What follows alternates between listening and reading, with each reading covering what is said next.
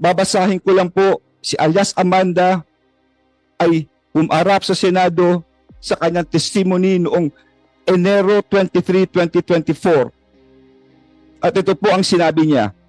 Siya ay isang innocenting 17 years old na taong gulang na dalaga. Isa sa kanyang mga tagasunod at estudyante sa KOJC na Jose Maria College. Ito po sinabi niya. Pagtugtong ko ng 17 years old, mas naging masela na ang pinapagawa nila. Tanda ko pa, September 1, 2014, kasi kakatapos na ng tribute program ng KGC. Tutulog na sana ako. Pero sabi ng isang kasamang pastoral worker, magpunta daw ako sa dining area ng Bible School dahil pinapatawag ako ni Jacqueline Roy. Sabi niya, parte daw ng trabaho ng Ministry of the Pastorals na imasahe si Kibuloy. Sabi niya, special privilege daw ito dahil hindi naman daw lahat nahahawakan at nakakalapit sa anak ng Diyos. Sabi niya, huwag ko daw pagdudahan ng anuman na mangyayari sa loob ng kwarto kasama si Kibuloy, basta ibigay ko lang daw ang sarili ko. Bago ako maligo, pumunta si Jacqueline Roy sa kwarto at binigyan ako ng lotion na pabango ng Bath and Body Works brand, ang specific Center Enchanted na paborito daw ni Kibuloy.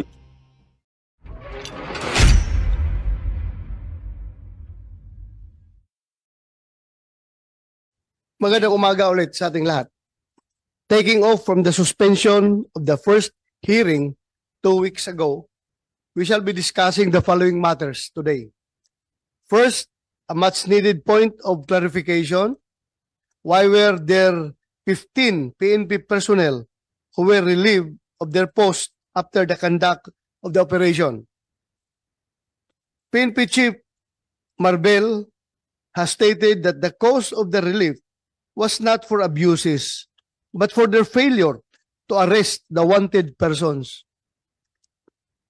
Is it the policy of the PNP that in the event of a failure to serve an arrest warrant, this failure also warrants that the personnel be relieved from their respective post? The committee likewise wishes to listen to the relieved PNP personnel themselves. Second, upon the instruction of this representation, the ground commanders were invited to the hearing so that they would be the ones to present their conduct of the operation. How do they respond to the allegations that the conduct of the operation was overkill? Third, we also wish to hear from the LGU representatives to shed light on the question of coordination between the PNP and the LGU. And fourth, we wish to hear the DOJ position on the grant of reward sourced from private individuals. The DOJ has submitted the position paper interposing no objection to the idea that a reward system is put up for informants. However, we want to further clarify the legal basis for the DILG to receive cash from private individuals for a government-conducted operation of locating a wanted person.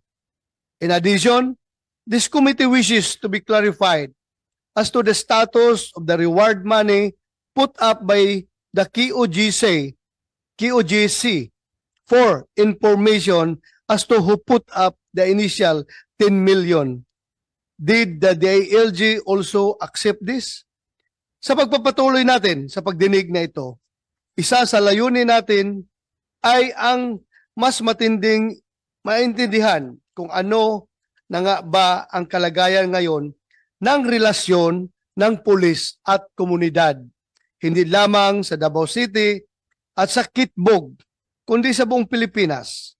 More to the point, we also wish to shed light on how such community police relations could or should be improved in full observance of the rule of law.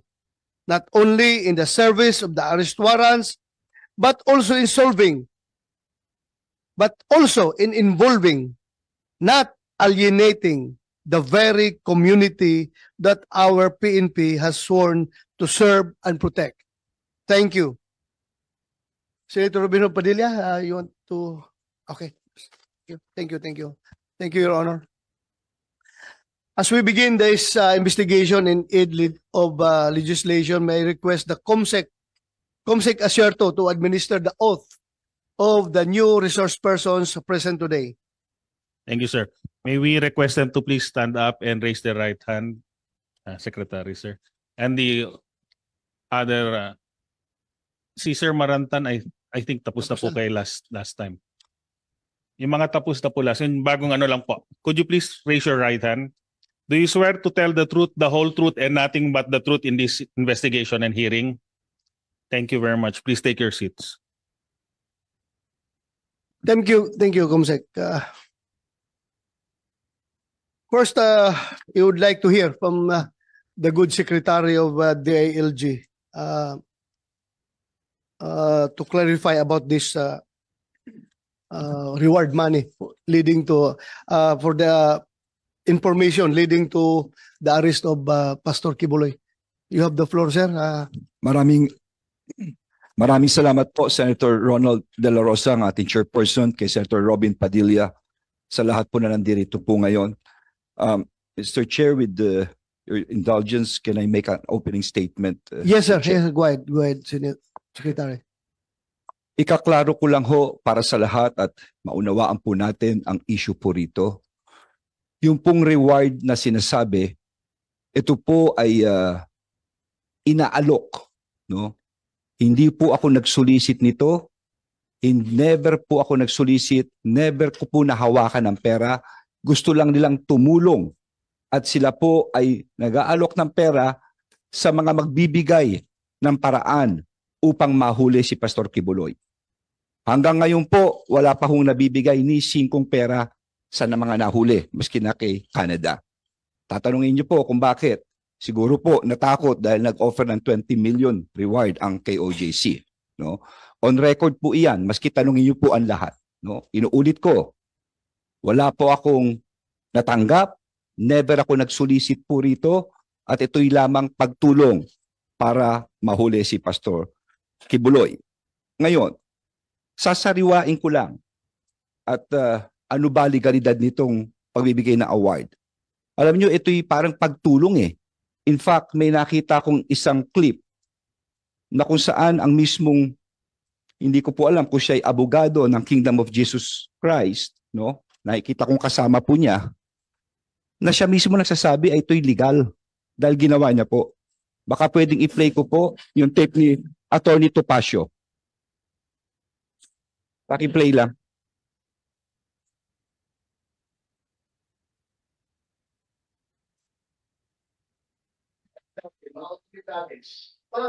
Pakatulong sa paghuli ng taong subject of the warrant.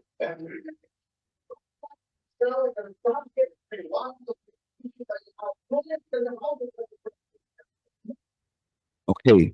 So, iyan po ay isang insidente na kung saan mismo ang isang abogado na nakikita kong kasama ng Kingdom of Jesus Christ, siya mismo ang nagbibigay ng reward, no? Mismo sa gobyerno. Ha? Mismo sa gobyerno. Siya po mismo yan. Ngayon, ayon nga sa batas, ito'y klinaro ko na po.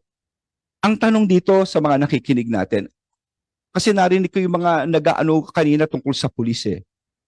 Sana naman sa mga kababayan natin, let us place the things in its proper narrative. Ilagay natin sa tama. Ano yung tama? Kami po ay ginagawa na namin ang trabaho namin. DILG po ako, sinusupervise ko po ang kapulisan. Ang pulis po, nananahimik yan. Pero kailangan gawin nila ang trabaho nila, ang mag-serve ng warrant of arrest. Ano ba sinaserve nila rito? 3 bagay po. Number 1, ito po ay galing mismo sa Davao Court, Branch 12 at sa Pasig RTC Branch 159. Sa mga nakikinig po, kung ikaw ay magkakaso, kunyari kaming dalawa, ni Attorney Bascuna, Abalos versus Bascuna. Maghihiring kami sa piskalya. At kung matalo si Bascuna, ang kalaban niya na ay ang people of the Philippines. Ang kalaban niya na ang mamamayan ng Pilipinas. Yun na po ang nangyari rito. Sa RTC, tapos na po ito, umantong na sa people of the Philippines versus Pastor Kibuloy. At nag-issue ng warrant of arrest for child abuse. No? Ito ay ang sexual na, ito ay pag-aabuso sa mga bata, no, ng criminal case number RDBO 24-01439 ng Davao branch. And another warrant for sexual abuse, no? Ito po ay sexual na pagsasamantala, no? Dito rin po sa Davao. At sumunod ay ang Pasig RTC. Nag-issue na rin ng warrant of arrest for trafficking in persons, no? Ito yung qualified trafficking under section 4 and 6, anti-trafficking. No bail po ito. No? No bail po ito. Matindi ito. At bukod dito sa mga warrant na ito, I would also like to point out, meron din itong sa Amerika, may kaso rin ito. Conspiracy to engage in sex trafficking by force, fraud, and coercion. Pakikipagsabuatan upang isagawa ang sex trafficking sa pamamagitan ng presa, panloloko, pamimilit, pati na rin ang money laundering. No?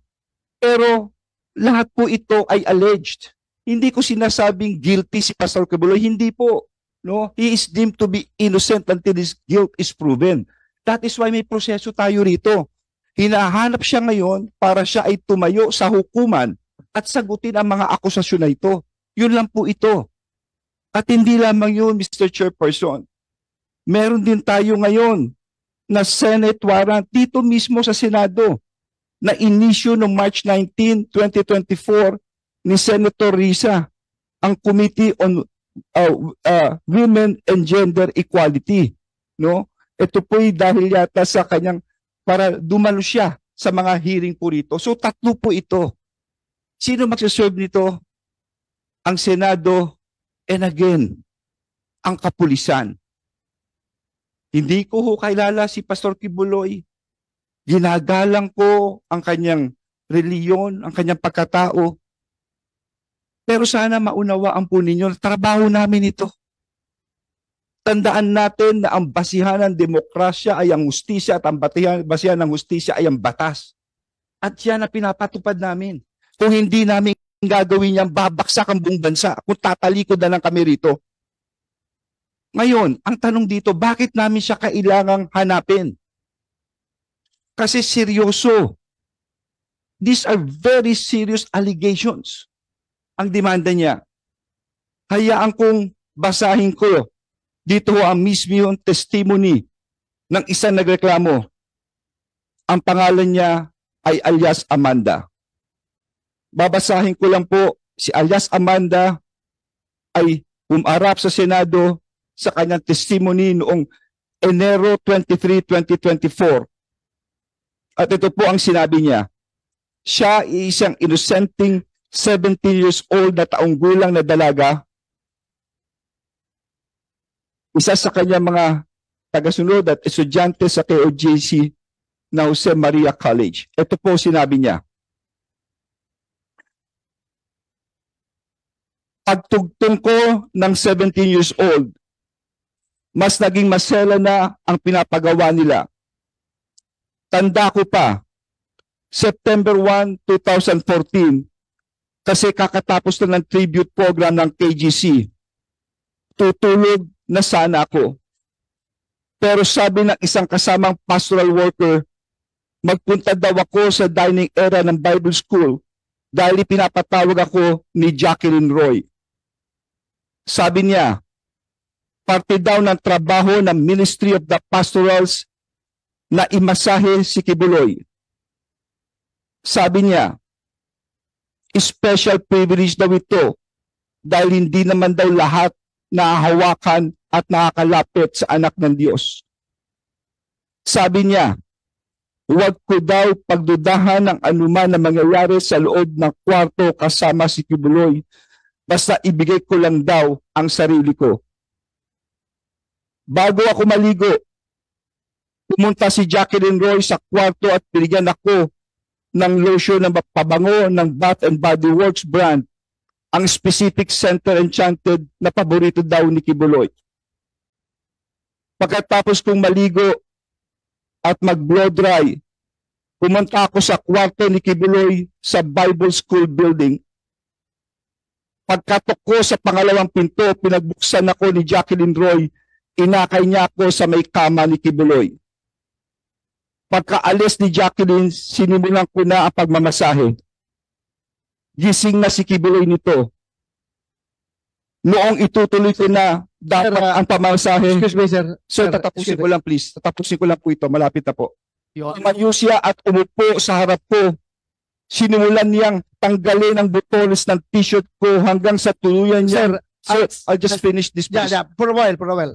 Sub judice, Your Honor. Let me remind you, so that this hearing is not questioning the issuance of warrant Yes, of I'll arrest just of- finish this. It has a Pastor direct connection. Please, Yeah. let me finish. Yeah. But please listen to me, please, first. What the purpose of this hearing is to determine if there is really overkill in the implementation of the warrant of arrest. Yun lang man ang purpose ito. We are not, wala kami alam kung Sir, there is ano yung direct background, connection. bakit nagkakaso. There is direct. Just let me finish, Okay, Mr. Chairman. sige, go ahead. If I may, Your Honor, I think Please, that please, tatapusin ko lang. You will have That your is time. judice, You will have Your your Honor. time. sub judice, that goes into the very merits of the You will have case. your time, Attorney Torion. Yes, I know that, It is Your Honor, part of but the that is transcript of the improper. Senate. That is improper. Order. This is my speech. You Yeah. cannot tell me what is improper. Yeah, This is my right. order. I am the chairman. Please listen to me. Let us have an orderly conduct of hearing.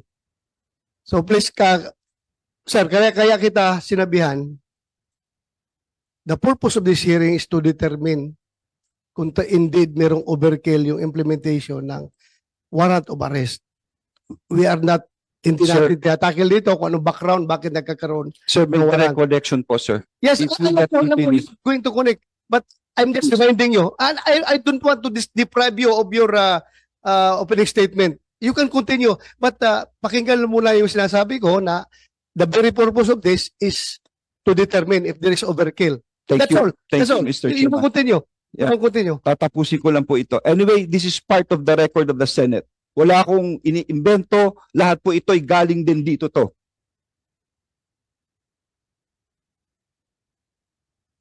Noong itutuloy na kung na dapat ang pagmamasahe, tumayo siya at umupo sa harap ko. Sinimulan niyang tanggalin ang butones ng t-shirt ko hanggang natuluyan niyang tinanggal ang buong t-shirt ko. Noong nakahiga na ako, pumaibabaw sa akin si Kibuloy. Gusto kong sumigaw ng tulong at tanungin kung ano ang ginagawa niya. Pero naalala ko na bawal akong mag-question. Nanginginig na ang katawang ko sa takot at nakatitig lang ako sa kisame. Pinipigilan ko na ang mga luha ko dahil sobra akong nagulat at walang magawa. Pagkatapos ay tuluyan na akong pinagsamantalahan ni Apollo Kibuloy. Noong siya ay natapos na, pumunta ako sa CR. Tulala pa rin ako. Nakatitig lang sa kisame. At dito nagsimula akong umiyak. Point of order, Your Honor. Nais Thank ko you lang so much. bigyang Point of order. diin na minor pa ako noong nangyari ang mga ito. Bakit ko sinasabi ito? Pakinggan natin ang akusasyon. Kung hindi totoo ito, okay, may karapatan siya sabihin niya hindi totoo. Pero kung totoo ito, dapat lamang siyang managot sa batas. At dapat lamang gawin namin ang katungkulan namin. Alam kong binababoy ako, okay lang yun. Pero huwag bakunin ang bata nito. Order lang po. Yun lang po, Mr. Chair. For the record, the chair would like to express that yung lahat na sinabi ni Secretary Abalos were taken up in the previous hearing of the other committee. So that was already recorded in the Senate. So, tapos ka na, sir? Okay na, sir? Hindi pa ho eh. Ha? May sasabihin yata si ayaw niya akong patapusin eh. Your Honor, the point of order being that I think Secretary Abalos is a lawyer.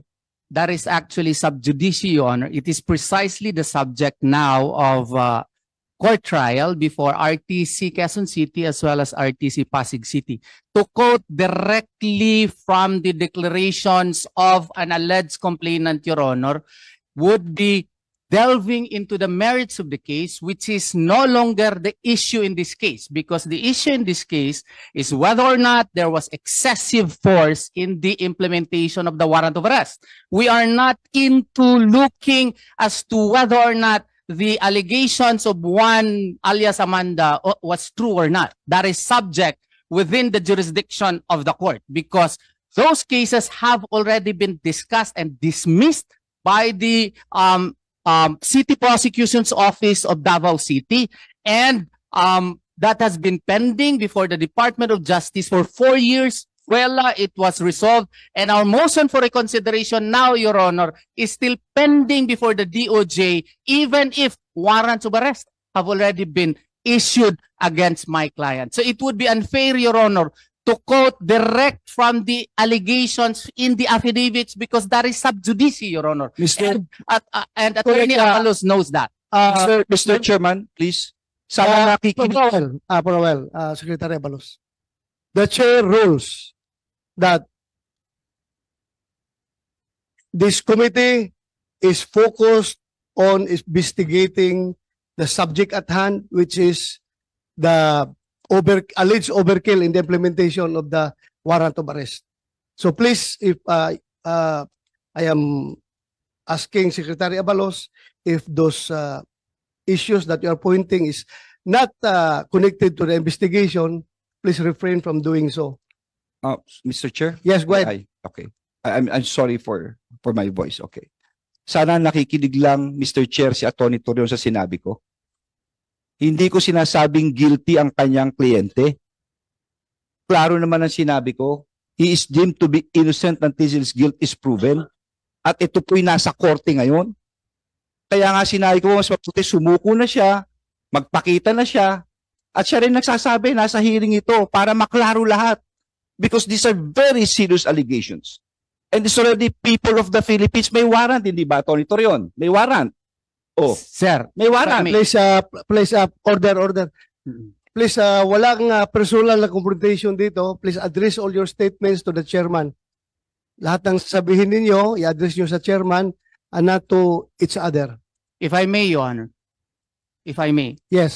The problem with the statements of Secretary Abalos, he being a lawyer, is that he quoted verbatim the allegations in the affidavit complaint, which is now actually on trial before two courts, Your Honor. So that is clearly improper because the issue in this case is not the validity, the truthfulness, veracity of the contents of the affidavit complaint. What we are talking here is whether or not the use of force employed by the PNP in the service of such warrant was excessive. So therefore, to quote verbatim the allegations in the affidavit complaint, I think Attorney Abalos knows that it is improper in a Senate proceeding. That is proper during the trial of the case, Your Honor. And that is also unfair on the part of Pastor Apollo Sikibuloy, who cannot actually also state his portion. The fact that even the date, September 1 of 2014, was not even the tribute to the king. It was actually August 29, 2014. And that in itself is untruthful. And the fact that she was allegedly forced, we could not say here that her father was in fact present during that time. And she did not even report that to his father or to her father, Your Honor. All of these matters, Your Honor, the merits of the case,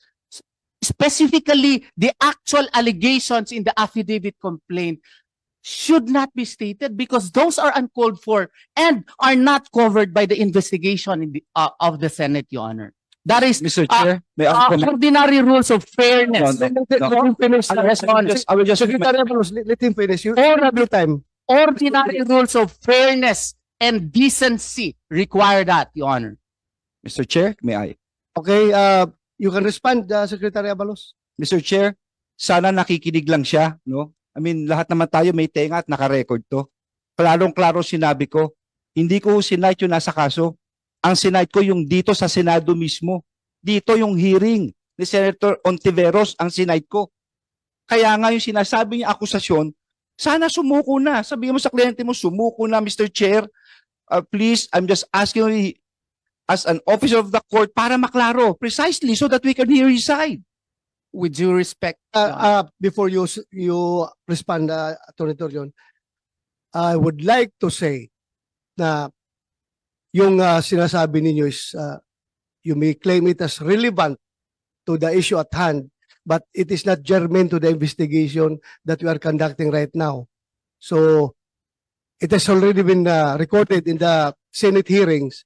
So I think there's no use of for this investigation. It's not germane already. Mr. Chair. Yes, go ahead. If I might finish kasi hindi ko pinatapos kaya hindi pa ako tapos kanina. Tatapusin ko lang. Pabayaan yung tapusin ko bakit ito may relasyon. Okay. Okay, go ahead. Bakit ito may relasyon? Klarong-klaro na huminto ang investigasyon. Huminto ang kaso. Sinasabi ni Atty. Torion ng side ng kliyente niya, hindi tuloy masabi. Huminto ang investigasyon sa Senado. Huminto sa RTC Pasig, RTC Davao. Nakakagulo ngayon ng pulis para hanapin siya. Hanggang ngayon, hinahanap po siya. Ngayon, hinahanap ito, sasabihin natin, excessive force, lahat po ginagamit. Masisisi ang pulis. Pero, dinidian ng pulis, hanapin si Pastor Kibuloy, hanapin siya. My dear friends, Mr. Chair, this has a direct correlation. Bakit? Because ang akusasyon na binasa ko calls for a direct answer. Totoo ba ito, Pastor, o hindi? Kung totoo, sige. Inosente ka. Pero kung ito hindi totoo, bilang ama, hindi dapat mangyari kung sino mang anak niya nangyari ito. Hindi dapat mangyari ito maski sa kapatid niya. Yun lang ho, hustisya lang. Dapat malaman natin ang totoo dito.